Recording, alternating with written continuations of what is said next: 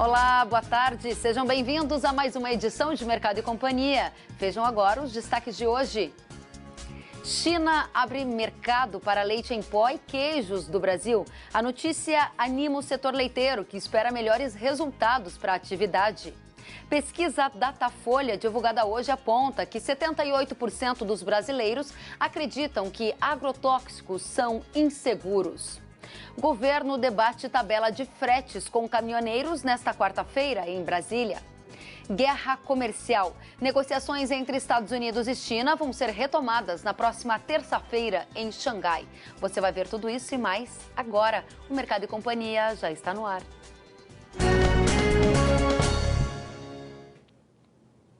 A China abriu o mercado para os produtos lácteos brasileiros. O setor comemorou a notícia e a expectativa é de que as exportações comecem em até 3 meses. Vejam na reportagem.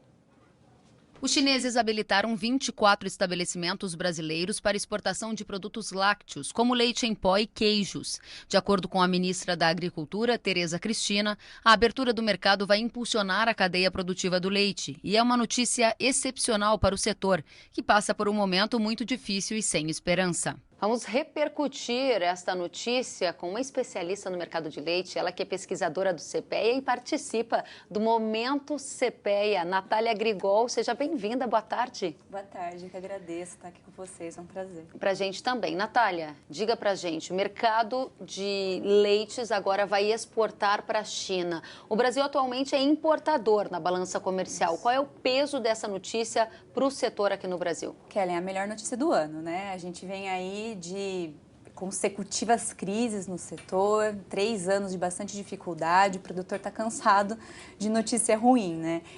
E como você falou mesmo, a gente tem essa questão, somos importadores, né? A nossa balança comercial de lácteos, ela é negativa, principalmente importamos dos países do Mercosul, da Argentina e do Uruguai, e agora tendo aí esse incentivo, né? A China, maior consumidor aí do mundo, com uma demanda crescente para proteína animal, tendo habilitado essas plantas do Brasil, é uma notícia ótima, mas é uma notícia de longo prazo, né? Então, assim, ela é uma cereja no bolo, ela é um grande incentivo e a gente tem que fazer a lição de casa para poder aproveitar essa oportunidade. Pois é, aproveitar oportunidades e entender o tamanho do impacto da chegada da China no mercado de leites do Brasil.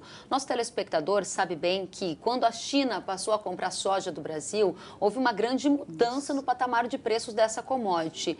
A China vai ter o mesmo papel no mercado de leite? A gente vai tirar o setor da crise se a China passar a comprar com abundância?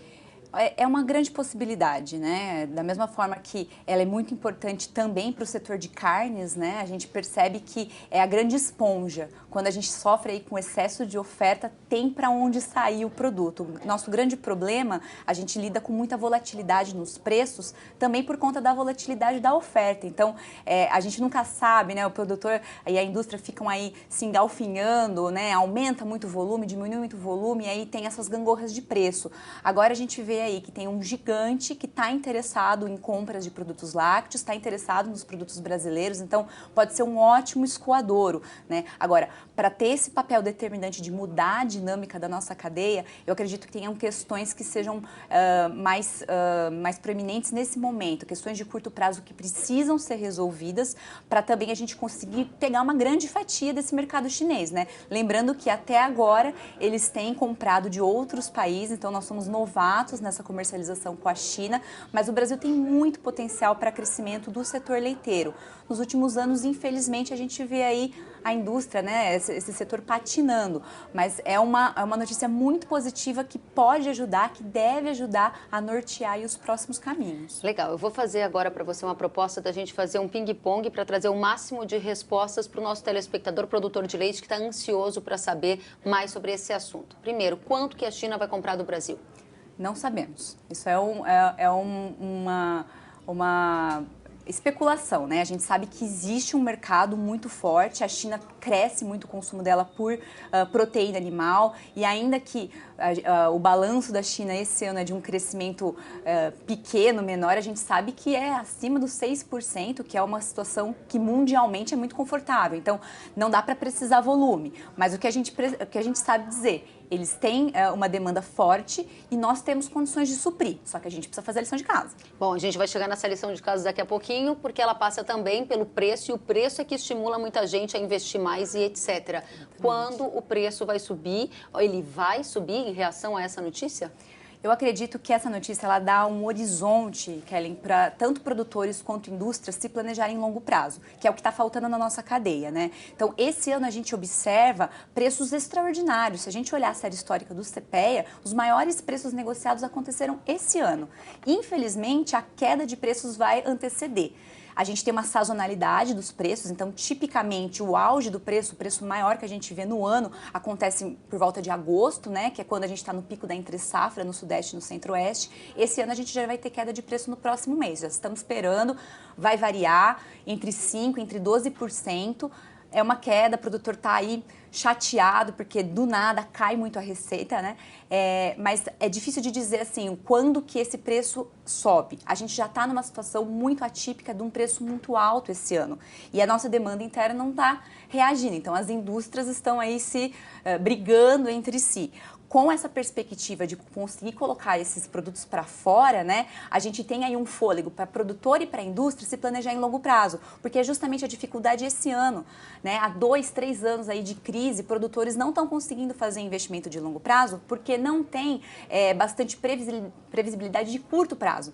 Então, na fazenda é uma loucura, né, tem uma série aí de atividades que fazendo hoje, uma atividade hoje, ela impacta dali 3, 6 meses. É esse tipo de previsibilidade que vai ajudar tanto dos produtores como da indústria de se organizarem melhor para poder aproveitar essa oportunidade. Você falou algumas vezes em fazer a lição de casa e nós ouvimos também representantes do setor de lácteos apontarem as dificuldades para a competitividade do leite do Brasil com o mercado internacional. Nova Zelândia é um grande player, ele também já abastece a China, o Brasil vai competir com grandes nesse mercado global. Exato. Qual lição de casa tem que ser feita e como melhorarmos a nossa competitividade no curto prazo? É uma lição de casa que ela não é só dentro da porteira, né? Muitas vezes é fácil dizer, o produtor tem que produzir com mais produtividade, com mais qualidade. É uma lição de casa do setor como um todo. Então, tem uma parte sim que é dentro da porteira, que é para o amigo produtor que está assistindo a gente, né?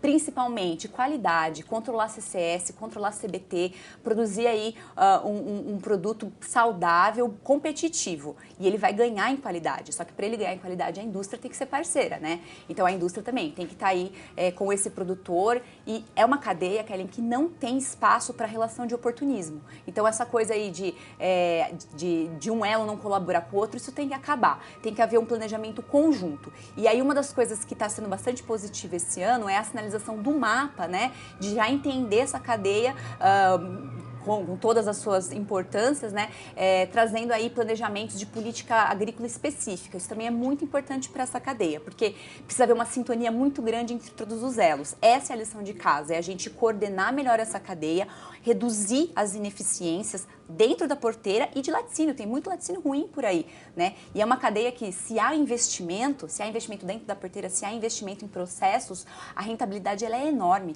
Ela é maior do que outras culturas, né? O telespectador que está em casa, eu gostaria que a gente continuasse nessa conversa, detalhando ainda mais os efeitos da abertura do mercado da China para os lácteos do Brasil. A Natália vai trazer para a gente mais um diagnóstico, que é o seguinte: o produtor muitas vezes fica receoso de fazer um investimento e ver toda essa oscilação no mercado de leite. Muitas vezes você investe, precisa que o preço remunere e o preço não remunere, e aí muita gente acaba com prejuízo, o que leva alguns a deixarem a atividade, caso não estiverem capitalizados. Neste momento, está tudo dado para que se faça investimento, porque o retorno é assegurado, ou não existe segurança quando a gente fala de mercado de leite? Eu acredito que a gente tenha que ter sempre uma relação de transparência entre o produtor e o laticínio. Então, a primeira regra aí é se relacionar bem com o fornecedor, né? A gente brinca assim, não é que o produtor ele entrega o leite, ele não entrega leite, ele vende o leite. Então, essa relação com o laticínio, ela é primordial de você saber o que você está entregando, né? Entregar com qualidade.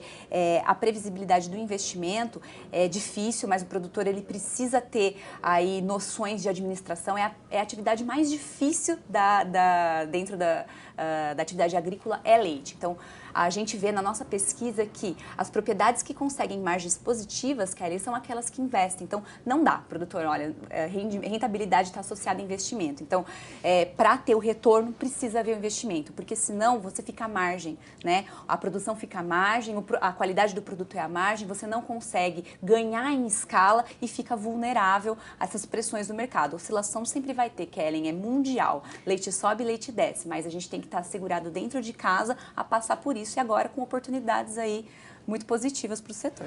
E como você acompanhou ontem aqui no Mercado e Companhia, a Anvisa aprovou um novo marco regulatório de classificação de agroquímicos. A agência vai passar a aplicar nos produtos o critério de avaliação de risco, que indica a probabilidade ou a possibilidade de ocorrência de um certo dano à saúde humana. Antes, o critério adotado era de perigo, onde era indicado o potencial de dano. A nossa equipe de reportagem conversou com especialistas para entender o que muda na prática com as alterações aprovadas pela Anvisa. Vejam só. A principal mudança é a aplicação do critério de avaliação de risco e não mais do perigo. Nós vamos fazer uma avaliação se esse produto tem condição de ser utilizado na agricultura, quais são os limites, se esse produto tem condição de ir por uma fruta e posteriormente ser consumido por uma população, qual que é a vida útil desse produto, qual que é a dose limite, ou seja, esse é o objeto de análise da Anvisa. A partir de agora a gente passa a analisar os cenários de aplicação, as condições regionais, as condições de aplicação do produto para a tomada de decisão. A Anvisa pode validar estudos aprovados em outros países para destravar a avaliação no Brasil. A agência também mudou o modelo dos rótulos para ficarem mais claros os riscos dos produtos e as recomendações de uso. O novo marco regulatório retira da classificação toxicológica as informações de irritação ocular e dérmica, mas incorpora a comunicação desses efeitos no rótulo. Então, em vez de você ter uma única faixa afirmando lá classificação toxicológica 1, extremamente tóxico, eu posso ter uma variação maior de classificações, mas a comunicação de cada desfecho, de cada ponto que é avaliado vai estar no rótulo desses produtos. Tem critérios que são fatais e por isso a gente faz rotulagem diferente, desde colocar um pictograma de uma caveira até uma cor vermelha, até colocar uma informação de não classificado como uma classificação verde. A Anvisa vai reclassificar todos os defensivos registrados no país. Quase 2.000 já passaram pelo processo. A partir de agora, haverá 5 classificações e a faixa verde para produtos não classificados. Só serão considerados extremamente tóxicos os pesticidas que trazem risco de morte se forem ingeridos, inalados ou entrem em contato com a pele. O órgão vai criar uma lista de componentes químicos proibidos para os pesticidas, que pode facilitar a alteração e a atualização de fórmulas já existentes. A partir do momento que um componente está naquela lista negativa, né, a empresa vai ter que fazer uma alteração de formulação, né, e da mesma forma os novos produtos, os componentes não estando enquadrados na lista negativa, você também tem mais segurança para poder aprovar esse produto. A Anvisa afirma que as novas regras seguem as orientações da Organização Mundial da Saúde e melhoram o processo de avaliação com o controle do risco. O Ministério da Agricultura avaliou como positivas as mudanças e que elas darão mais segurança ao registro dos pesticidas. Já o setor produtivo espera maior agilidade para acessar novos produtos. Os agrônomos e os profissionais da fitossanidade terão à disposição soluções mais adequadas, mais compatíveis com a realidade das pragas e das doenças no país. Na parte das avaliações relacionadas a impacto na saúde humana, nós temos um avanço muito grande. Falta fazer o mesmo com a parte de toxicologia ambiental, responsabilidade do IBAMA. As novas regras da Anvisa entram em vigor após a publicação no Diário Oficial da União, que deve ocorrer nos próximos dias. Lembrando que a agência é uma das 3 partes que se manifesta no processo de registro de defensivos agrícolas, junto com o IBAMA e o Ministério da Agricultura. A Anvisa é quem aprova ou não a liberação de novos produtos. E 78% dos brasileiros acreditam que os agroquímicos, ou melhor, os agrotóxicos, assim foi dito na pesquisa, são inseguros. O dado faz parte do levantamento do Datafolha, divulgado hoje pelo jornal Folha de São Paulo. A desconfiança com os produtos é maior em capitais e em cidades com mais de 500 mil habitantes. O Datafolha perguntou aos entrevistados: pelo que você sabe ou ouviu falar, o consumo de alimentos que usam agrotóxicos são seguros ou não para a saúde humana? Muito ou pouco? 78% responderam que os produtos são muito inseguros ou um pouco inseguros. Já 18% avaliaram como muito seguros ou um pouco seguros. 1% respondeu que não são nem seguros nem inseguros, enquanto 3% não souberam responder. O Datafolha também perguntou a opinião dos entrevistados sobre a quantidade de agrotóxicos nos alimentos produzidos no Brasil e consumidos em casa. 72% disseram que os alimentos possuem mais agrotóxicos do que deveriam. 4% afirmaram que possuem menos agrotóxicos do que deveriam. Outros 20% avaliaram que possuem agrotóxicos na medida necessária. 4% não souberam responder. Sentiu falta de algum conteúdo? Acesse canalrural.com.br.